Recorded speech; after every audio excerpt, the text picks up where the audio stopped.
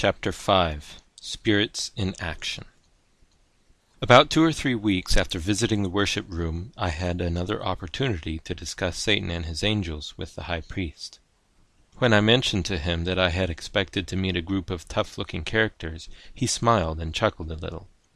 Spirit worshippers, like members of any society, vary greatly. Often they reflect the local culture. As you travel, you will notice that among people with large illiteracy, superstition prevails. They will employ the most degrading forms of worship. The spirits in such cases delight in leading people that way, because they know it hurts their great rival, Christ.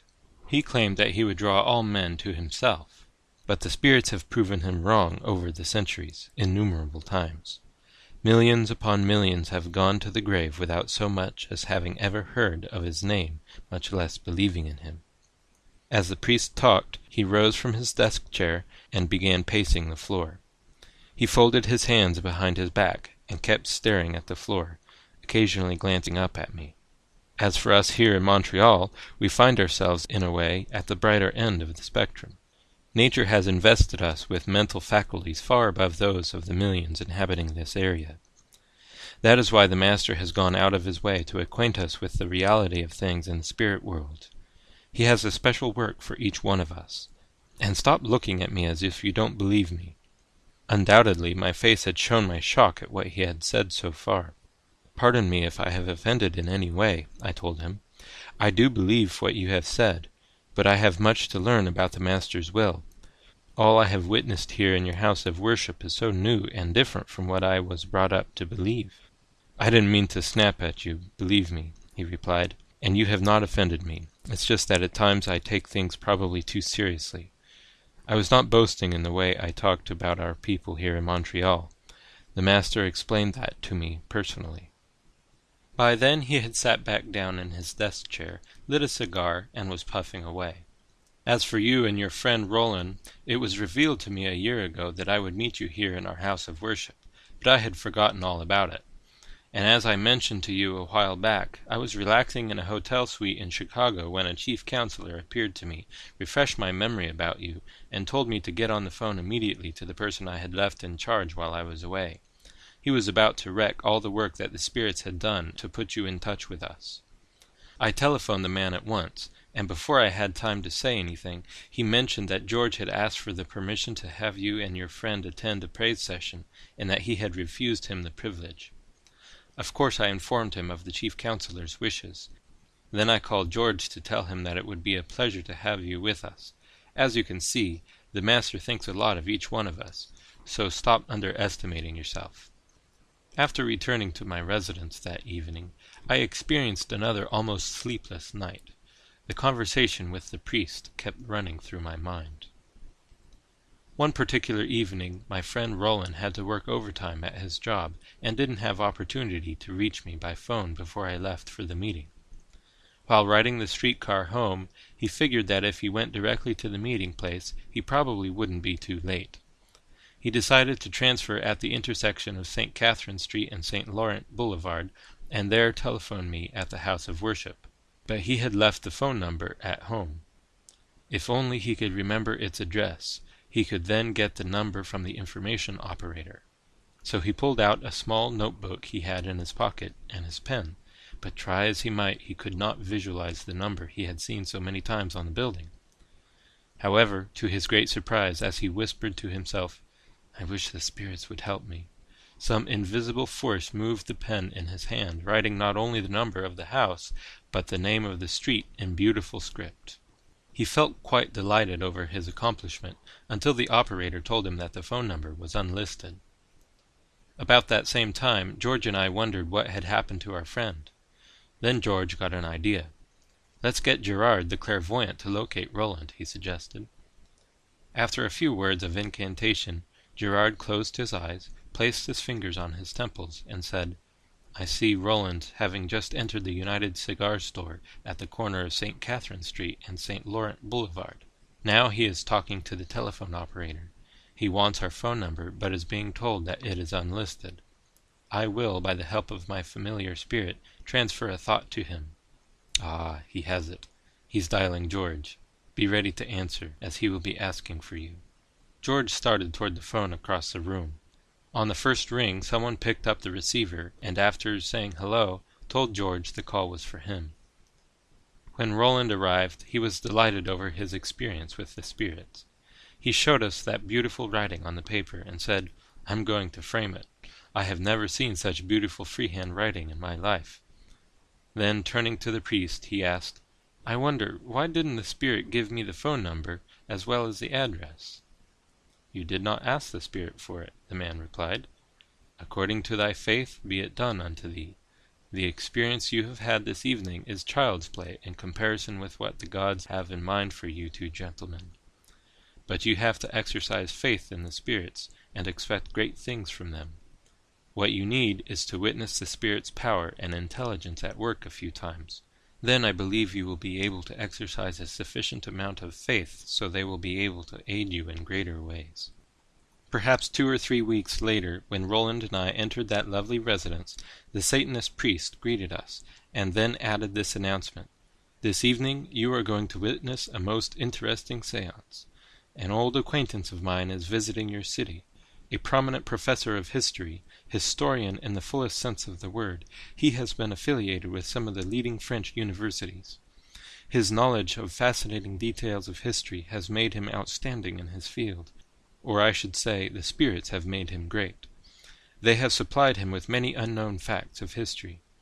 This evening he will, through a trance medium, uncover many details of Napoleon Bonaparte's war campaigns. He is at present having his devotions in the worship-room. Meanwhile, let me explain what will take place." Making ourselves comfortable, we attentively listened to the priest explain what should be a most fascinating séance. A trance medium allows a spirit to enter his body, taking full control of his physical and mental faculties, and thus serves as a means for the spirits to better communicate with humans. In times past, as many as 6 to 12 spirits have entered the trance medium's body at different times. One particular spirit may be knowledgeable about certain details on some points of history, but lack information on other aspects. Another one who is present and involved with the events that transpired at a particular time will replace him. The spirits are so precise that they can reproduce not only the words, but the very tones and voice qualities of the persons they are quoting. A few minutes later, the priest left to check whether his friend had finished his devotions. Before long, he returned to tell us that all those interested in witnessing the séance should go down to the worship-room. The priest introduced the visiting historian to the assembly, then asked for 6 volunteers to come forward. The spirits would choose one of them as their channel of communication for the evening.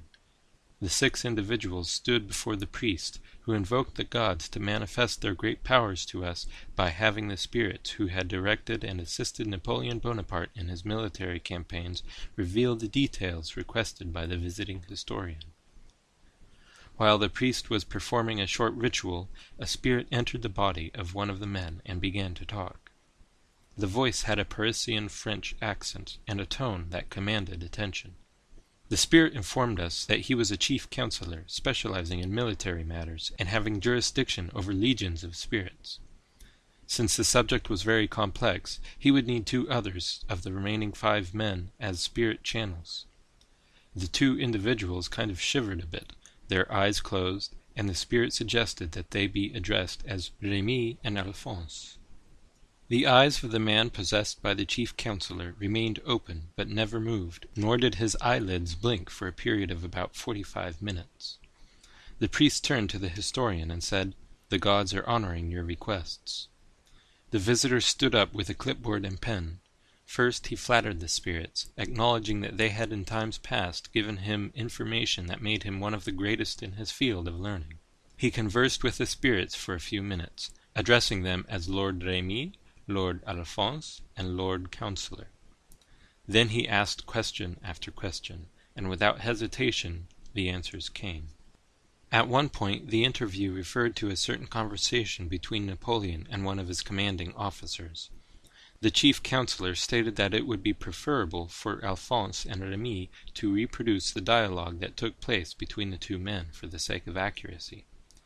The voices changed completely, as if 2 different individuals were talking. Turning to George, I said, "This is fantastic." With a smile, George replied, "If you think this is impressive, wait till you hear the spirits reproduce the voices of people you knew who have been dead a long time. That really blows one's mind." The historian, having had all his questions about Napoleon Bonaparte's war exploits answered, then informed the chief counselor that he needed additional information concerning a speech Mayor Camille Eudes made on the steps of the Montreal City Hall just before Canada entered World War II. The chief counselor commented that he and his aides could not help him since they had carried out all their activities in Europe, but that after their departure another counselor would take his place and supply what he wanted to know. The bodies of the latter two men chosen as mediums shivered, their eyes opened, and in their own voices they asked how long they had been a part of the spirit's communications. As for the man occupied by the chief counselor, he shook a little, his eyes closed and opened again, and another spirit said, "It is my pleasure to assist you in revealing the unknown. I was present when Mayor Camille Eudes made his speech against the conscription of French Canadians into the armed forces. What would you like to know?" The historian again stated his appreciation to the chief counselor for the continual guidance of the spirits in his life. Due to the fact that no one was present who could make a shorthand account of Eudes' speech, many different versions now circulate. Noble counselor, do you have any way of clearing up the matter for us? I am glad to give you a word-for-word reproduction of Mr. Eudes' speech. What happened next amazed me beyond my ability to explain. I could hardly believe my ears. There it was, a voice I had heard on the radio probably hundreds of times over a number of years. Camille Eudes was a hotly controversial politician. He never hesitated to voice his opinions regarding anyone or anything. In the late 30s, Camille was a hot topic for the French news media. His activities as mayor of Montreal constantly made the news. Radio stations recorded his speeches and comments and replayed them over and over, so his voice was easy to recognize. And now I heard that familiar voice again, but this time reproduced through the agency of a demon spirit. We listened to it for about 20 minutes. Some time ago I mentioned the experience to someone, and the individual said that it could have been the departed spirit or soul of Camille giving the speech. However, at that time Camille was well and alive. He did not die until the 12th of September, 1958. Like the demon spirit had said, it was a reproduction of Mr. Eudes' voice and words. That evening, as George drove us home, he stated his belief that when a person dies, he or she is completely dead, and that when people claim to hold communication with the spirits of the dead, it is actually demon spirits impersonating their departed loved ones. At that time I found his statement interesting, but did not give it a great deal of thought. George did not want to enlarge upon the subject, but instead mentioned that we should have the priest explain the matter to us when time would permit. It so happened that the following Sunday evening we discussed the topic with the priest. He gave Roland and me an interesting account of demon spirits impersonating the dead, seeing it as an illustration of their cleverness in misleading humans. I got the impression that the man received great delight and satisfaction from recounting particular instances when the spirits had deceived great leaders. The priest also alluded to 3 or 4 biblical accounts, but since I had no knowledge of the Bible at the time, it did not impress me except when he mentioned as a masterpiece the experience of Saul, king of Israel, and the witch of Endor. He stated how the spirits had led Saul to rule his life by listening to his feelings instead of the word of his God, and how they completely separated him from the Creator by causing him to commit a great abomination in the sight of the God of the Hebrews, and by that means actually accomplished his destruction. No greater glory could our Master bring to himself at that time in history than to lead the chief executive of the nation of Israel to bow himself before a demon spirit in the sight of all the inhabitants of the galaxies. The man said that demonic spirits have worked through the centuries to convince people to accept the concept that human beings have an inherently immortal soul. He explained how spirits have taken great delight in impersonating dead loved ones or famous people, all in an attempt to persuade humanity that the human personality does not perish with the body. Explaining why humans so easily accept the idea that they live on after death, he explained that a powerful change occurred in their intellect after Adam and Eve believed Satan's deception.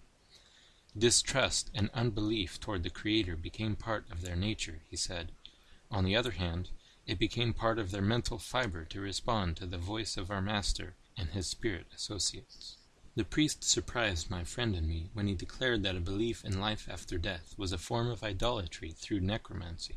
In fact, I nearly fell off my chair when he claimed that demonic spirits were continually defiling Christian churches by luring millions of Christians into a form of spirit worship that leads them into idolatry without their even realizing it. Contrary to popular belief, he continued, necromancy does not just consist of conjuring up the spirits of the dead to communicate with them. Because human beings are totally mortal and do not possess an immortal soul, necromancy has inherent in it the idea that the dead actually enter a higher existence than they had when they were alive. According to the great master, the spiritualist priest explained, people do not even have to seek help from the supposed spirits of the dead to find themselves enmeshed in necromancy. Belief in life after death in itself, he argued, constitutes necromancy. It allows demon spirits opportunity to impersonate the dead. When people believe their lies, it brings the Master the respect and reverence due his great and glorious name. Also, it amuses and pleases the spirits that they have led people into idolatry. As the priest went on exalting Satan and his wisdom, a great sadness filled me. My heart actually ached as I recalled the devotion of my parents and grandparents to the memory of their dead relatives. They had sacrificed and denied themselves much to set aside money to have masses celebrated to shorten the period of time those souls would have to spend in purgatory before they entered celestial bliss. When I realized that all that sacrifice had been in vain, the shock was almost as great as what I had felt when my mother died. The following Sunday, the Spiritist priest gave a message he entitled, Christian Idolatry. It covered in much greater detail humanity's condition in death, and explained how demonic spirits established and maintained the belief in purgatory to turn the minds of millions away from Christ. The speaker bragged about the advantage spirits have over the Creator when it comes to getting people to believe something. The Creator, the priest said, cannot lie, and he does not sway people's feelings to get them to believe his word. On the contrary, he wants them to accept it because they trust him to tell only the truth. On the other hand, spirits can lie, and take advantage of the fact that human beings listen to their feelings when it comes to deciding on the direction of their lives. Spirits make full use of that weakness by causing people to feel strongly about things the spirits want them to believe. They fill the human mind with erroneous thoughts. People naturally accept such ideas, and always will. Satan's ability to deceive delighted the group of spirit worshippers, and when the speaker mentioned that he and his angels actually have millions of Christians involved in idolatry without their being aware of it, the audience broke out in applause and gave the man a standing ovation. Again the priest boasted that the Master had deceived the whole world with the belief of an immortal soul, despite our age's scientific knowledge and enlightenment. Then something amazing happened that helped me to accept Christ and eventually to decide to join the Seventh-day Adventist Church. It was a question someone raised. "What about the Adventists?" a person asked. "You can't consider them deceived like you say the rest of the world is. Why do they resist the great deception?" "You are correct," the priest replied. "Adventists haven't been taken in by it. First, let me explain why I ignored them. There are so few of them when you consider the rest of the world's population that I didn't even think of mentioning them. Second, the reason that they haven't fallen for the deception is that they are not ordinary people. Permit me to explain. What I am going to say next may upset some of you, but it's true whether you like it or not.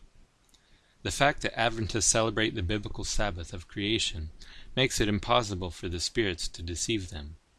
The Creator gives them special help and great spiritual insights. So in that sense, they are not ordinary people. That unique experience was instrumental in helping me make a decision for Christ. After accepting Jesus as my Lord and Savior, I became an avid student of the Bible.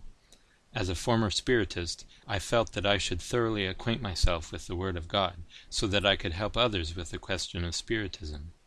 It deeply impressed me that the Bible declares that necromancy, the belief that human beings have a conscious existence after death that we can communicate with, is an abomination before God. I now realize that it is in fact a blasphemous form of idolatry that robs God of the glory due his holy name. We do that when we attribute to dead people faculties that belong only to the Creator, such as immortality. 1 Timothy 6:16 tells us that God only hath immortality, dwelling in the light which no man can approach unto. My encounter with Spiritism has made me extremely aware that the belief in life after death is part of a list of 9 activities that expose people to the world of supernatural spirits. Scripture calls all of them abominations. Through Moses, God told his people, "There shall not be found among you any one that maketh his son or his daughter to pass through the fire, or that useth divination, or an observer of times, or an enchanter, or a witch, or a charmer, or a consulter with familiar spirits, or a wizard, or a necromancer. For all that do these things are an abomination unto the Lord, and because of these abominations the Lord thy God doth drive them out from before thee." Deuteronomy 18:10-12. God considered occult practices so dangerous that anyone in Israel found to be involved in them was to be stoned to death. See Leviticus 20:26 and 27. As I really studied the Bible for the first time in my life, I was surprised to see how clearly the Lord states that the dead have no consciousness. In Ecclesiastes 9:5 and 6, I read this stunning statement: "The living know that they shall die, but the dead know not anything. Also their love, and their hatred, and their envy is now perished. Neither have they any more a portion forever in anything that is done under the sun." But the passages that impressed me the most occur in the book of Job. "Man that is born of a woman is of few days, and full of trouble. He cometh forth like a flower, and is cut down. He fleeth also as a shadow, and continueth not. His sons come to honor, and he knoweth it not. And they are brought low, but he perceiveth it not of them." Job 14:1-21. Friendly demonic spirits. Several times I have used the term friendly spirits. Perhaps I should explain it further. The high priest of the Spiritist group made it quite clear that Satan's armies of spirits are well regimented, and he assigns them activities according to their inherent abilities. The priest stated that fallen angels fall into 3 distinct groups. He defined the friendly spirits as those of great intellect, who have ability to impersonate the dead. In fact, one of their greatest delights is in appearing as the supposed spirits of departed loved ones. As their specialty, they operate in the religious world. They perpetuate the old errors that have worked so well for Satan for so long, and they are ever ready to introduce new ones as needed.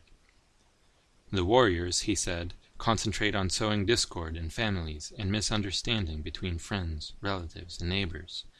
Such spirits love to create friction between races and other segments of society, and those who have the best track record in dividing people and filling them with hatred and violence, Satan assigns the task of causing outright war among nations.